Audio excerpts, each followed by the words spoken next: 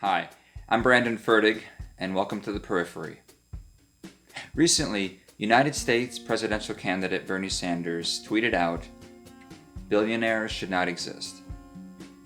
Now, what he means by this is that in the United States today, there shouldn't be so many people who are this obscenely rich, particularly when there are a rising number of homeless and other people who've got little to nothing to their name at all. The sentiment is natural. It doesn't seem right. It isn't right.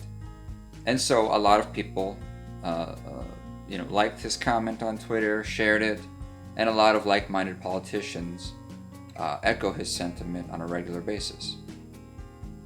But this is a learning opportunity for us because Bernie Sanders comes from a position that is an outdated, misguided.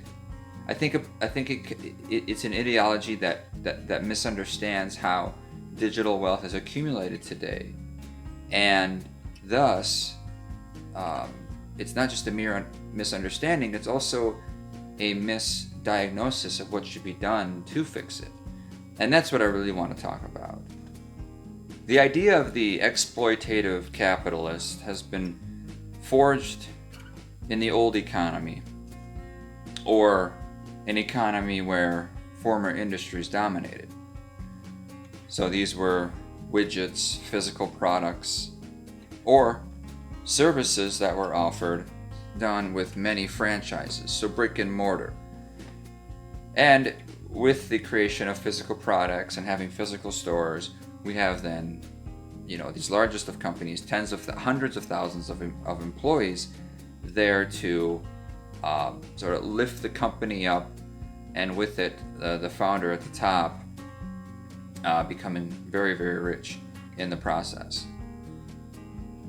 Today, the billionaires that come to mind are those who did so in the digital age. Now, these were individuals who founded a company probably with not too much money. It didn't take a lot of startup capital to begin a software or an online company. And they saw their company swell and grow to enormous size, but at an unprecedented rate. So they became wealthy very fast. And this is made possible, of course, in the digital world, where the reproduction of a given product or the access to a website can be duplicated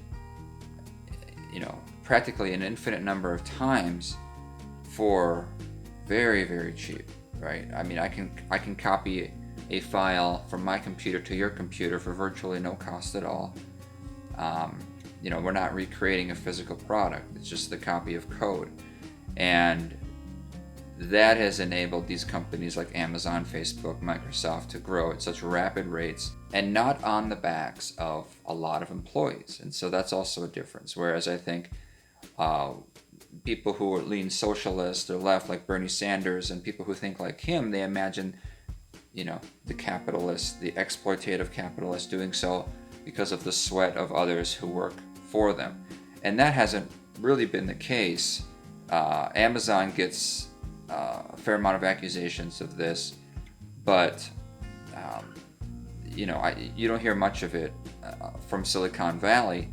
And not only that, there are a number of companies whose founders have become billionaires who don't have no more than just dozens of employees. So that's also a difference. The thing with the digital economy is that a person can come up with a team of people, even an individual, can come up with a software, a product, a game, a song, sell it enough times, or get enough users on that who use that software that you create, and then all that wealth comes back to you.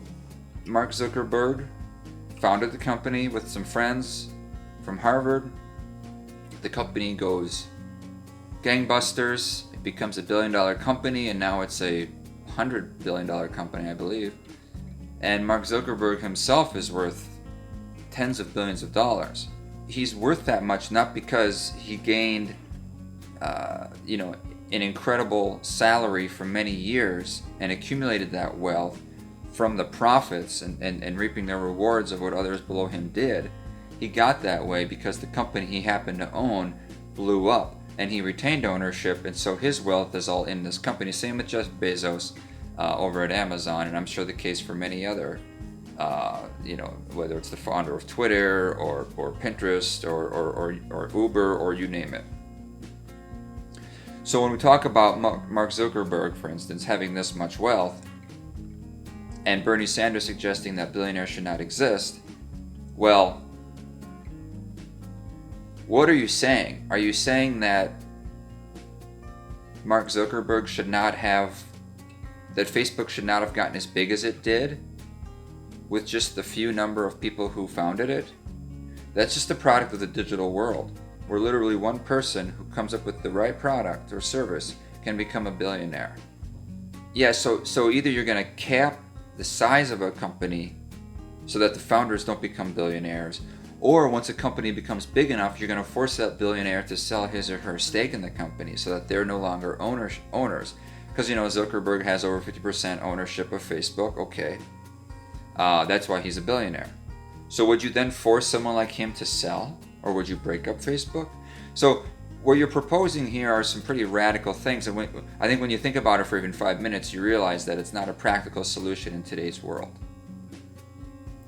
And we don't even have to get as big and corporate as Zuckerberg. The digital world means that I'm connected here through this video, through YouTube, to practically, to literally billions of people potentially. Well, let's say I'm a songwriter, or I'm an app creator, or I make a little game for phones, and I sell it for $5, or I write some music and sell it for $5. Well, if it becomes an enormous hit, and this is a little unprecedented, but let's say I write a musical album, I sell it for $10, right?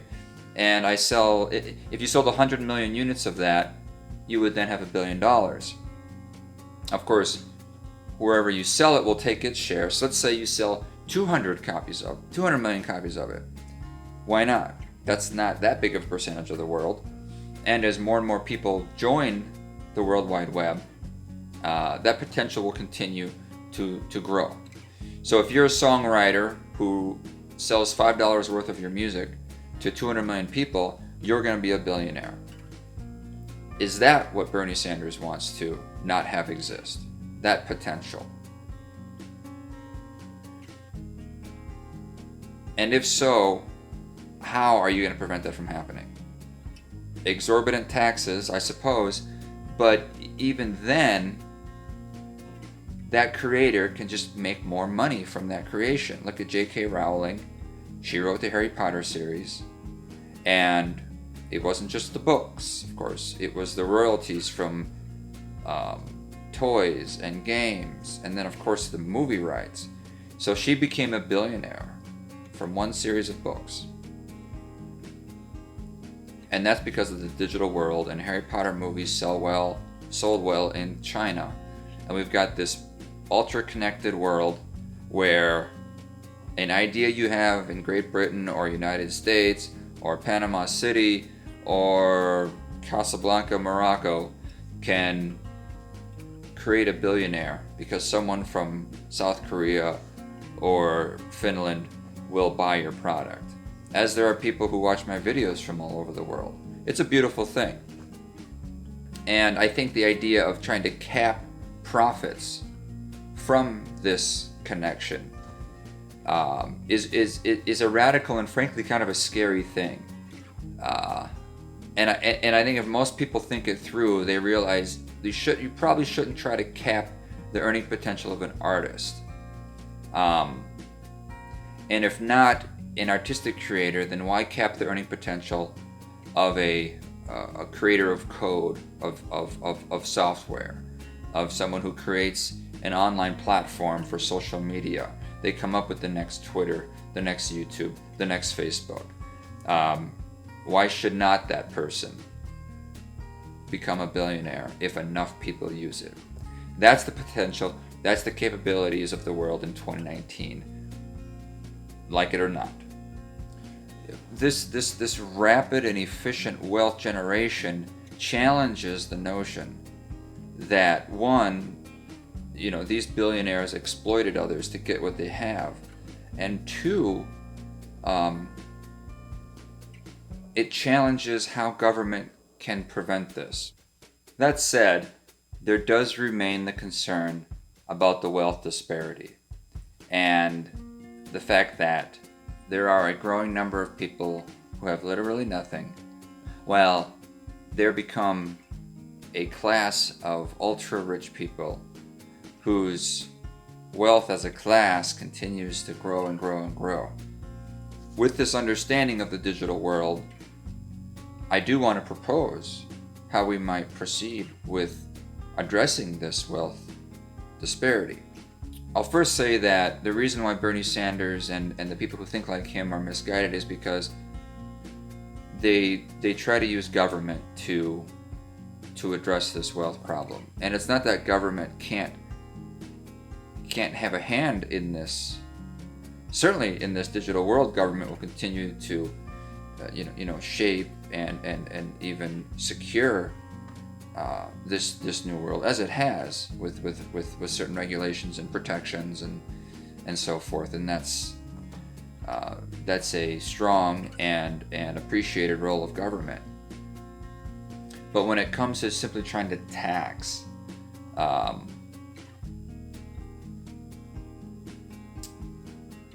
wealthy people tend to outsmart the tax code.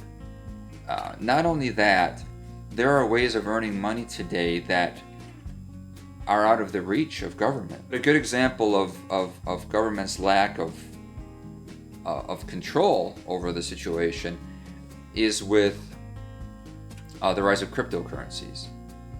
Cryptocurrencies have made a fairly large number of people quite rich. There are probably thousands. I would say easily there are thousands of millionaires created because of the rise of cryptocurrency. A cryptocurrency isn't just a vehicle for getting rich. And by the way, this comes out, and it comes out at the speed. What I mean by it comes out is cryptocurrency came out as a new way, a development of this digital world, a new technology of this digital world, a new way of growing wealth in this digital world, of earning wealth in this digital world, that the government had no ability to either foresee or do anything about for years, and still really not have anything about. The IRS is still trying to play catch up for people who may not have reported their income taxes many years ago, or at least a few years ago. How are they going to track that? It's feeble. It's a feeble attempt to try to track that wealth.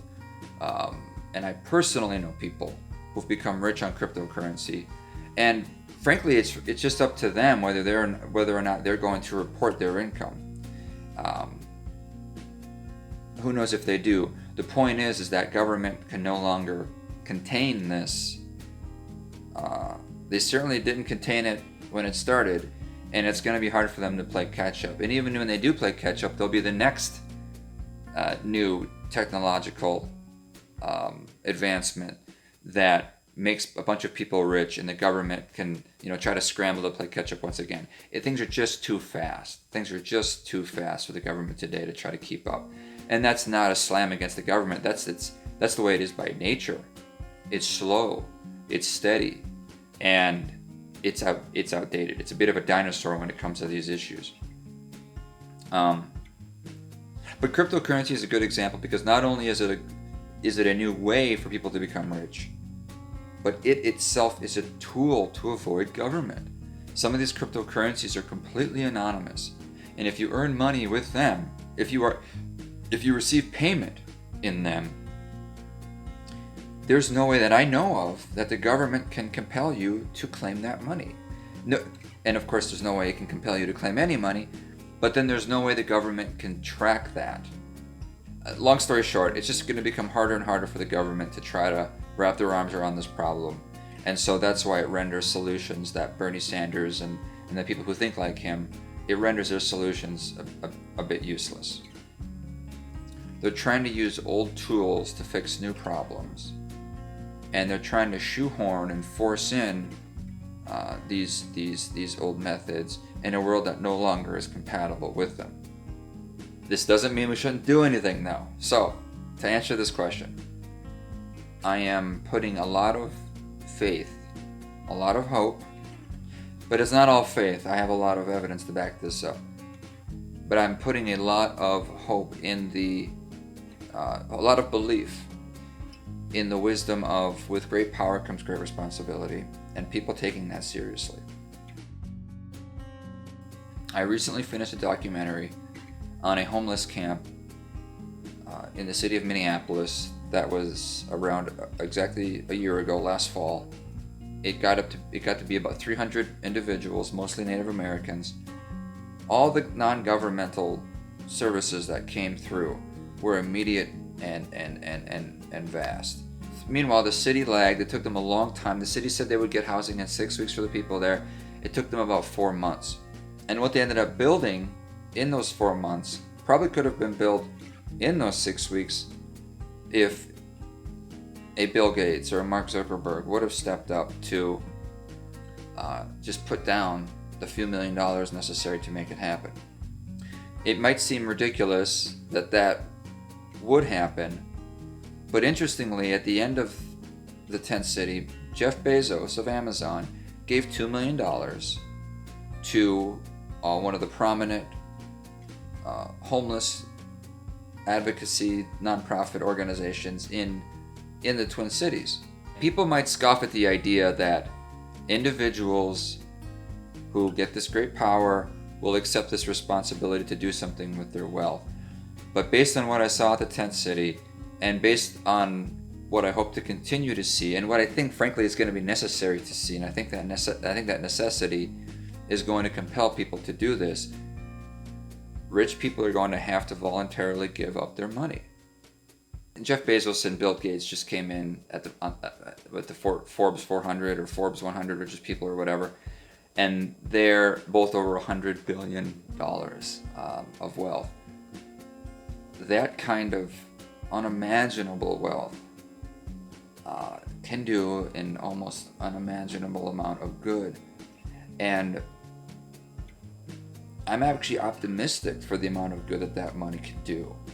Because coming from smart people, coming from prudent people, I believe that money will go to much better use if given to causes to help people than any government welfare program ever could. First off, it's direct. There's less bureaucracy. You're at the whims of rich people, and that scares a lot of people, and I understand that. Of course, the government's expenditures aren't without their own abuse either. So this isn't like right versus wrong. It's one risky situation versus another risky situation. And since we're in the situation that we're in, where we have these ultra wealthy people whose wealth isn't going to be seriously challenged by the government or Bernie Sanders or anybody, it's going to be up to them. And I think just compelling them to do so is the correct path forward. Bill Gates has the Bill and Melinda Gates Foundation, which is the largest nonprofit, I believe, in the world. They have an endowment worth probably over 10 billion or something crazy like that. And they're fighting malaria in Africa, and they're doing a number of really large, epic, humanitarian projects. If this kind of generosity, if you don't want to call it generosity, if you want to call it just obligation or charity, whatever, if this kind of transference of wealth can be used to benefit charities and benefit these causes, then it has the potential to be done so in a more efficient way than government could ever dream of. You don't have to hope for a government system to even things out. You don't have to wait for, Warren Buffett always talks about raising taxes on people like him. You don't have to wait for government to do that. You can just go ahead and do that. We need to get past the idea that government steers the ship. It really no longer does. We are more in control now, right? I'm making this movie directly to you, and I can ask for money and raise money for the nonprofit causes that I featured and endorse in my film. And we can do all that outside of any government system or channel. It's just the people. I espouse this philosophy because it's one, I think it's just more ethical to trust people's judgment, but it's also, I'm putting, I'm trying to walk the walk too. So within my documentary, I reach out to others to support the organizations that I mentioned in the film.